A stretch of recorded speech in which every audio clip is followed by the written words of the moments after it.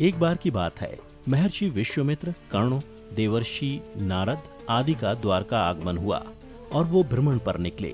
वहां कृष्ण पुत्र सांब अपने साथियों के संग मौजूद थे।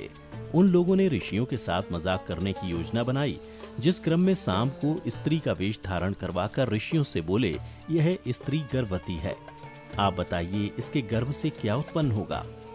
ऋषियों ने जब देखा कि ये युवक हमारा अपमान कर रहे हैं, तो क्रोधित होकर उन्होंने श्राप दिया कि श्री कृष्ण का यह पुत्र वृष्णि और अंधक वंशी पुरुषों का नाश करने के लिए एक लोहे का मूसल उत्पन्न करेगा, जिसके द्वारा तुम जैसे क्रूर, अहंकारी और क्रोधी लोग अपने समस्त कुल का संहार करोगे। श्री कृष्ण और बलराम के सिवा सब लोगों पर उस मूसल का प्रभाव होगा। जब श्री कृष्ण को यह बात पता चली तो उन्होंने कहा, यह जरूर सत्य होगा। श्राप के फलस्वरूप सांब ने मूसल उत्पन्न किया, पर यह बात राजा उग्रसेन को पता चली तो उन्होंने मूसल को चुराकर चुपचाप समुद्र में फेंकवा दिया। साथ ही यह भी घोषणा करवा दी कि आज से कोई भी वृष्णि व अंधक वंशी अपने घर में मदिरा का उत्पादन नहीं करेगा। जो भी व्यक्ति छिपकर मदिरा तैयार करेगा उसे मृत्युदंड की सजा दी जाएगी। यह सुनकर द्वारका वासियों ने मदिरा नहीं बनाने का प्रण लिया। इसके बाद द्वारका में आए दिन अशुभ घटनाएं घटने लगी। कभी तेज आंधी और कभी तेज तूफान।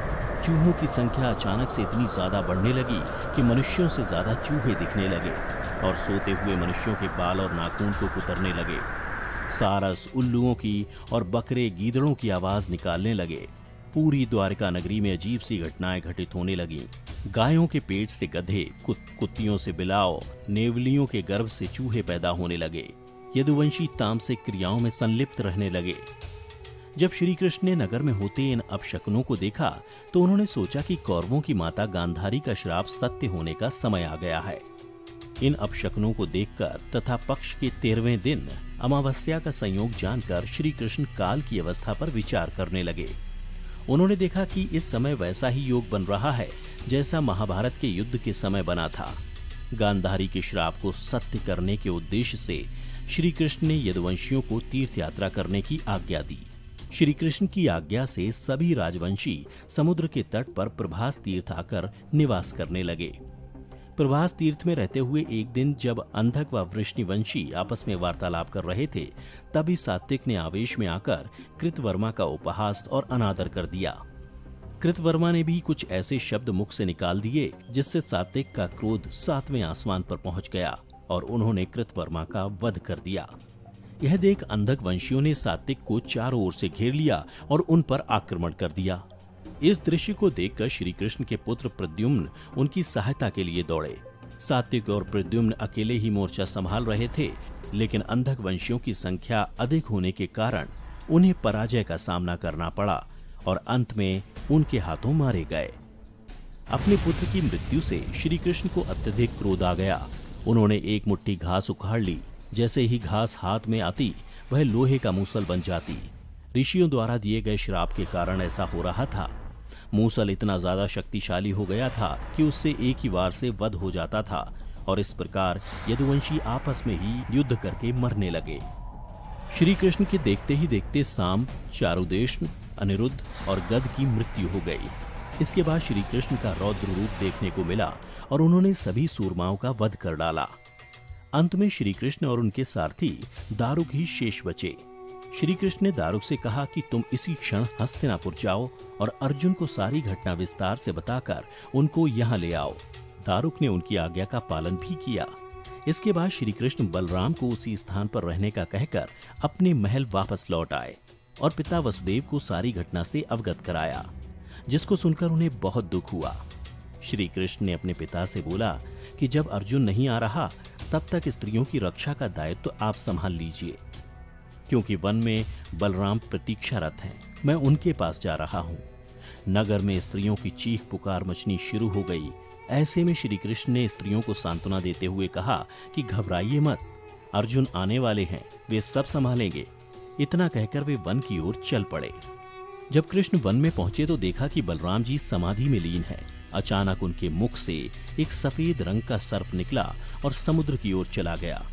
वो कोई सामान्य सर्प नहीं था, क्योंकि उसके हजारों मस्तक थे। इतना ही नहीं, समुद्र ने स्वयं प्रकट होकर उस शेषनाग का अभिवादन किया। कुछ ही देर में बलराम ने अपने शरीर को त्याग दिया। श्री कृष्ण उस सूने वन में अकेले विचरण करते हुए गांधारी के श्राप के बारे में चिंतन करने लगे और अपनी इंद्रियों को संयमित करते हुए महायोग की अवस्था में धरती पर लेट गए। तभी जरा नाम का एक शिकारी अपने शिकार की तलाश में वहां आ पहुंचा। दूर से उसे लगा कि वहां कोई हिरण है और उसने वाण चला दिया। जब वह अपने शिकार को पकड़ने के लिए आगे बढ़ा तो देखा वहां श्री कृष्ण थे। यह देखकर उसे बड़ा पछतावा हुआ। श्री कृष्ण ने उस शिकारी को आश्वासन दिया और परम धाम चले गए। वहां पर कई मुनि और देवताओं ने उनका भव्य स्वागत किया। वो शिकारी हस्तिनापुर गया और पांडवों को पूरी घटना की जानकारी दी, जिसे सुनकर पांडव बड़े दुखी हुए। दूसरी तरफ अर्जुन भी द्वारका पहुंच गए थे। वहां की स्थिति देखकर उनके मन को बड़ा क्षोभ हुआ। श्री कृष्ण की रानियों ने जब अर्जुन को देखा तो उनकी आंखों से भी अश्रु की धारा निकल पड़ी। इस दृश्य को देखकर अर्जुन की आंखें भी नम हो गईं। वहां का पूरा माहौल ही शोकमय हो गया। वसुदेव भी वहीं उपस्थित थे। उन्होंने अर्जुन को श्री कृष्ण का संदेश बताते हुए कहा कि द्वारका नगरी समुद्र में डूबने वाली है, इसलिए आप नगरवासियों को लेकर किसी सुरक्षित स्थान पर चले जाओ। वसुदेव जी की बात सुनकर अर्जुन ने दारुक से सभी मंत्रियों को बुलाने के लिए कहा। मंत्रियों के आते ही अर्जुन ने कहा कि मैं सभी नगरवासियों को यहां से इंद्रप्रस्थ ले जाऊंगा, क्योंकि शीघ्र ही इस नगरी को समुद्र अपने में समा लेगा। अर्जुन ने मंत्रियों से कहा कि आज से 7वें दिन सभी लोग इंद्रप्रस्थ के लिए प्रस्थान करेंगे, इसलिए आप शीघ्र ही इसके लिए तैयारियां शुरू कर दें। सभी मंत्री तुरंत अर्जुन की आज्ञा के पालन में जुट गए। अर्जुन ने वह रात श्री कृष्ण के महल में ही बिताई। अगली सुबह श्री कृष्ण के पिता वसुदेव जी ने भी प्राण त्याग दिए। अर्जुन ने विधि विधान से उनका अंतिम संस्कार किया। वसुदेव जी की पत्नी देवकी, भद्रा, रोहिणी व मद्रा भी चिता पर बैठकर सती हो गईं। इसके बाद अर्जुन ने प्रभास तीर्थ में मारे गए समस्त यदुवंशियों का भी अंतिम संस्कार किया। 7वें दिन अर्जुन श्री कृष्ण के परिजनों तथा सभी नगरवासियों को साथ लेकर इंद्रप्रस्थ की ओर चल दिए। उन सभी के जाते ही द्वारका नगरी समुद्र में डूब गई। ये दृश्य देखकर सभी को बड़ा आश्चर्य हुआ और इस प्रकार सोने से सजी द्वारका नगरी समुद्र में समा गई।